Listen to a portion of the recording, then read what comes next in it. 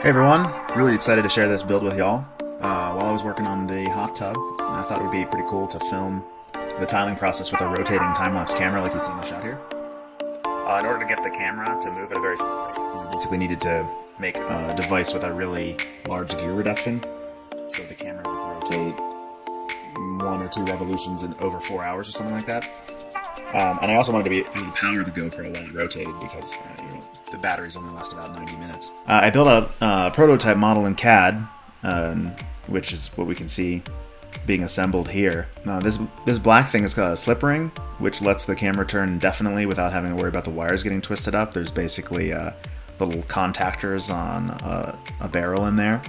The speed controller and the motor are hidden under this cover, and each of the gears rides on some basic ball bearings. There's the first stage gear reduction and its mid-cover, and then the second stage with its drive hub, and then we have a needle bearing and the lower cover going on.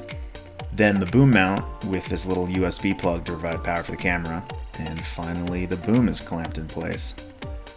And once I had all the parts designed, I sent them over to my buddy Andy at Gavin Industries to print the parts, which apparently took many hours, but they really turned out great. And you can see them getting finished up right here. Yesterday, all these 3D printed parts that Andy made arrived in the mail, and they look fantastic. When I CAD'd them, I put a 5 to 10 thousandths offset on some of the bearing surfaces, and I don't even think that was necessary. I'm actually going to have to probably add a little bit of tape just to make them snug. The speeds are so low that it's not really a concern, but these are just top notch.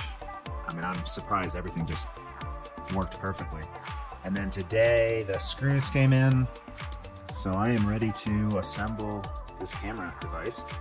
The first thing I'm going to do is I have a combination drill and tap, and all of these holes get a 440. Now I realized that I cast them without, or I had them made without through holes, but because of the way this drill works, I'm probably going to have to drill all the way through there. And once those holes are drilled and tapped, it's ready for assembly.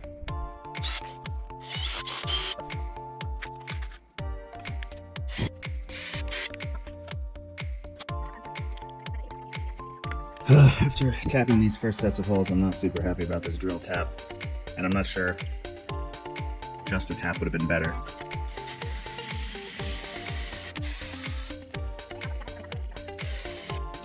The way to do this is to run the drill super slowly so as to not melt the material. I think in version 2 we'll just have these holes printed much larger to accept a metal insert.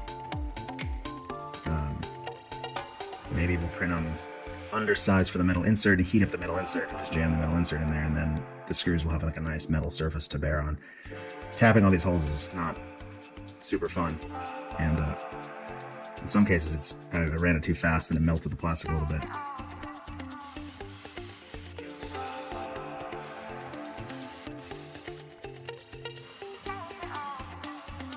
Tapping those holes was not pleasant, but now I get to assemble it, so I'm excited about that. First thing we're going to do is we're going to attach all of the hardware to the top plate and the control cover. So we got the slip ring, which is going to go here on the bearing race, and that'll let these power wires for the camera go through, and that can spin around infinitely, and the wires will get all tangled up. And then the motor is also going to get mounted right here.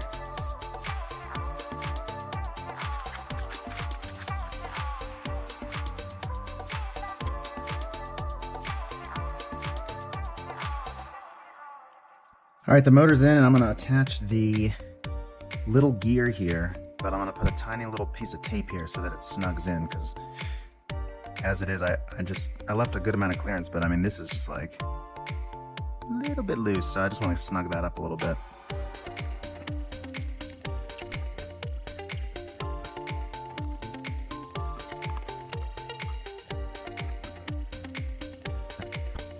Alright, this is assembled, and next we'll put the control parts in this little box here, and then that gets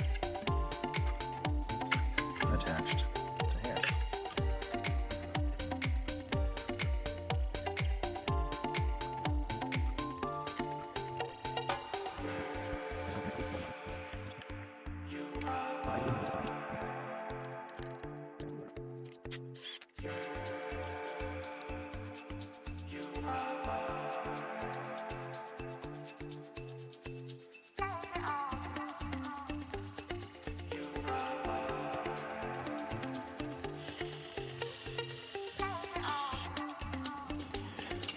Alright, we got the power unit assembled. There's this guy. This is gonna go here. First test. Power on. Duty cycle works. And we got our motor turning, which is cool.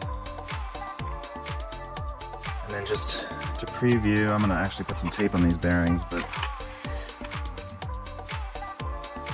yeah, so already we're moving, you know, pretty slow. I think this maxes out at 2 or 3 RPM, and we got 100 to 1 reduction. All right, so next is going to be to install the mid cover, which goes here, and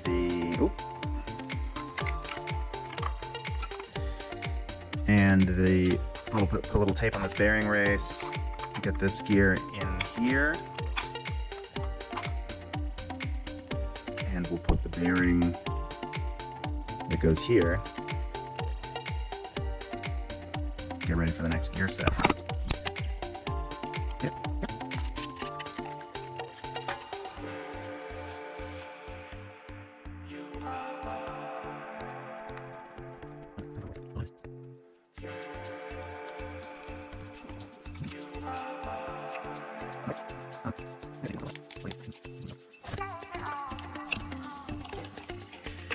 Alright, we got the gear train assembled. So the next step is going to be to put the final cover on.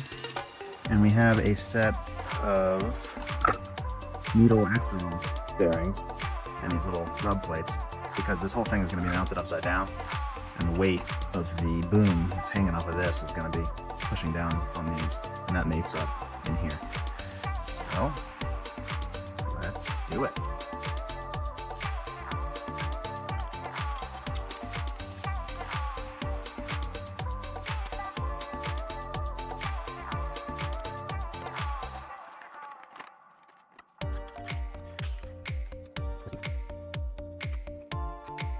Alright, I couldn't resist giving it another test before I put the boom mount on. So now this is at 100% duty cycle. It's spinning this gear, which is turning this gear, which is turning this gear. And now this is probably 3 RPMs, and you can see on this tooth right here, it's slowly disappearing into the housing. There it goes. So 3 RPMs to 100, 100 minutes to 3 rotations. Yeah, it's pretty slow. But then when you turn it down, and then this thing is unnoticeably moving. And I don't even know if it's going to move until I actually get it all set up. But I mean, it's like a clock. Like you can't really see the hour hand move, but it moves. And when I set the camera up, it'll, you know, over the course of an hour or 2 hours, it'll rotate around, take a picture of me. All right, final step is to put the boom together. So what we're going to do for that is the boom attaches with 4 screws through these clearance holes, and then this will clamp on the camera boom. And then we also have to wire up this USB port, which is going to slip in here. I'll probably put a little glue in there. And that will hook up to these wires, and then these wires end up hooking to the power supply, and they will thread down through there. Just kind of get pulled back inside there. That will allow me to plug the GoPro into this USB to power it, and don't have to worry about resetting this or changing it. Basically, as long as, well, there's as long as nothing. Like this can spin around forever, and it won't twist the wires, which is cool. All right, so I guess we'll have to do a little soldering.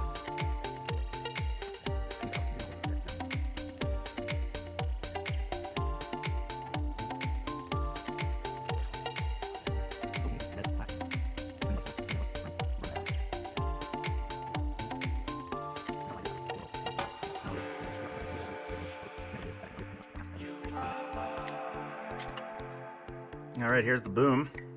So that goes in here from the back.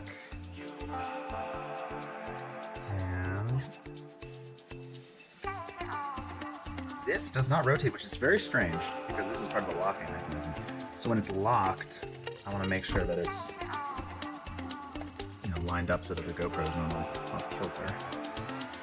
And then there's 3 more screws to clamp it in.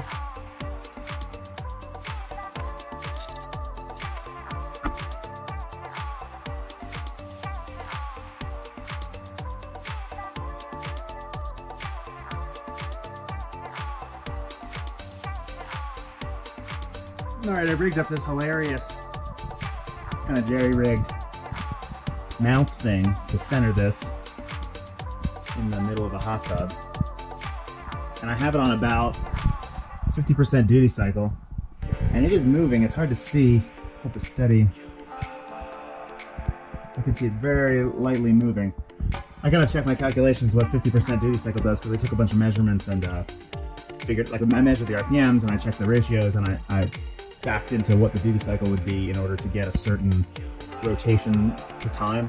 Like if I wanted to have an entire 5-hour day or 8-hour day captured in a single rotation, what the duty cycle would be, or if I want to have multiple rotations. So it's on now. That's recording 5 seconds between frames.